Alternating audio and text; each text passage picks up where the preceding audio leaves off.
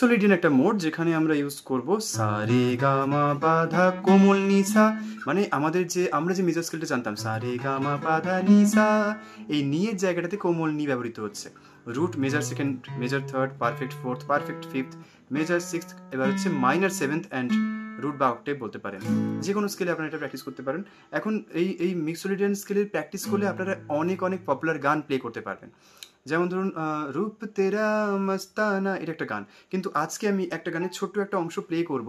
যদি আপনাদের মনে হয় যে এর পরের অংশটাও আপনাদের প্রয়োজন, তাহলে এই ভিডিওর কমেন্ট বক্সে জানাবেন, তাহলে আমি আরেকটা ভিডিও তৈরি করব। এটা পার্ট 1 হিসেবে দেখতে পারেন, কিন্তু আপনাদের রিকোয়ারমেন্টের উপরে ডিপেন্ড করছে যে আমি পার্ট 2টা আনবো কিনা। তো গানটা হচ্ছে জীবনে কি পাবো না, ভুলেছি সে ভাবনা, সামনে যা দেখি জানি না সে কি আসল কি নকল শোনা।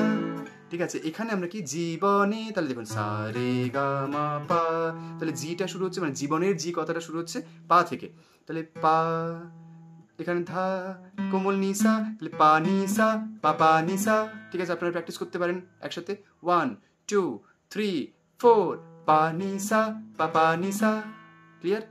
1 2 3 4 পা নিসা পা পা নিসা। সারে গা, গা থেকে শুরু হবে, গা গা রে নিসা সা সা। আবার পা নিসা পা পা নিসা, গা গা রে নিসা সা সা।